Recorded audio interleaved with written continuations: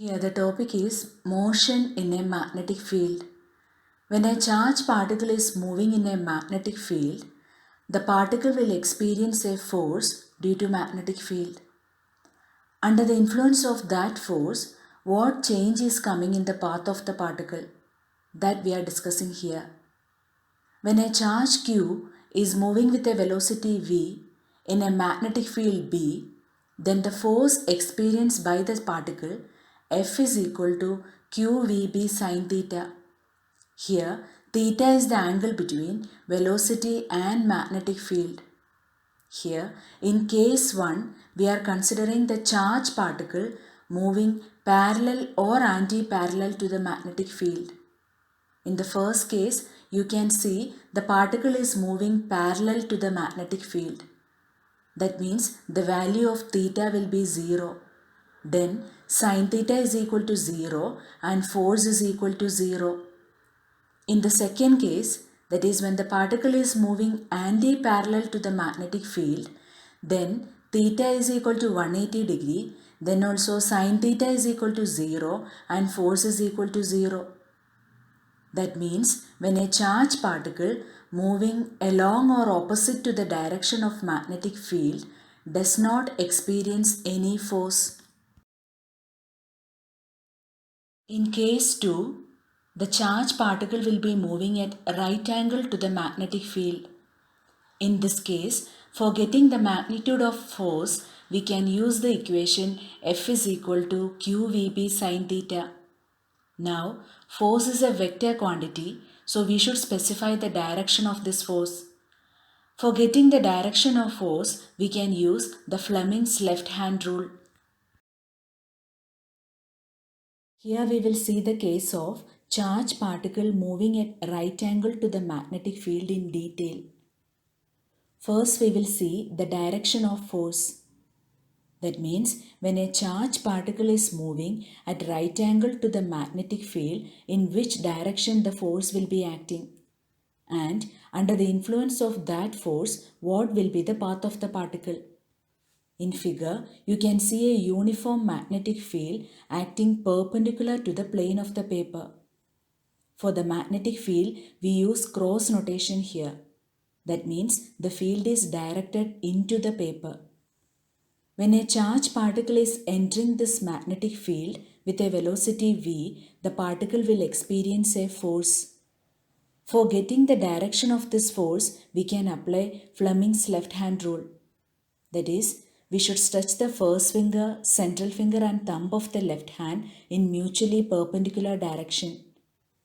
The first finger should point to the direction of magnetic field, central finger should be in the direction of velocity, and for getting the direction of force, we should check the thumb direction. If we apply this, the situation will be like this. In this figure, you can see the charge Q. It is moving with a velocity v. The direction of velocity is perpendicular to the magnetic field. When we apply Fleming's left-hand rule at this point, you can see the direction of force is towards the center of a circular path. At any point, if we repeat the same procedure, we can see always force will be directing towards the center of a circular path. So, what will be the conclusion? When a charged particle is moving at a right angle to the magnetic field, the direction of force will be always towards the center of a circular path. That is, under the influence of this force, the particle will be executing a circular motion. Here you can see the actual movement of the particle. In figure, you can see a uniform magnetic field perpendicular to the plane of the paper. But here we use the dot representation for the magnetic field. That means the magnetic field will be coming out from the plane of the paper. In this magnetic field, the charge Q is moving with a velocity v. Here also, the velocity is perpendicular to the magnetic field. When we apply Fleming's left-hand rule, the direction of force will be towards the center of a circular path. Under the influence of this force, in figure you can see the actual circular motion of the particle.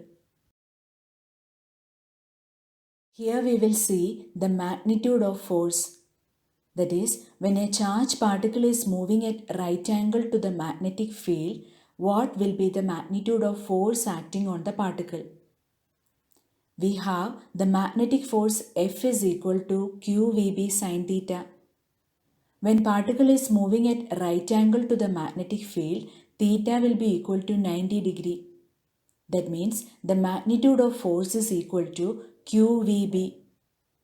So, what we can conclude here? When a particle is moving at right angle to the magnetic field, a force will be acting on the particle.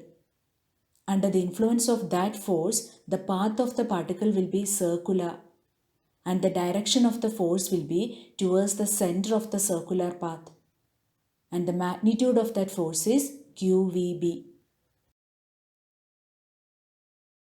Here we will see the circular motion in detail. In figure you can see a charge Q moving with a velocity V. Under the influence of force, the particle is executing a circular motion. Here, if m is the mass of the charged particle and if r is the radius of the circular path, the expression for centripetal force will be equal to mv square by r. You can mark this as equation 1. In this case, the centripetal force is provided by the magnetic force, that is F is equal to QVB. This we will consider as equation 2. From equation 1 and 2, you can derive the equation for the radius of the circular path. In equation 4, you are getting the equation for radius of the circular path. Here, the quantity Q by m is the specific charge. That is, it is the ratio of charge to mass of the particle. Here we are deriving the expression for time period of the particle. That is, it is the time taken for one complete rotation. When the particle is completing one rotation, the distance traveled by the particle will be the circumference of the circle.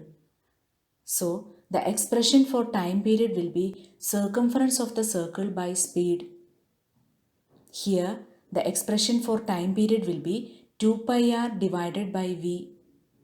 In this equation, if you substitute the expression of radius, you will be getting equation 5, and that is the expression for time period of the particle.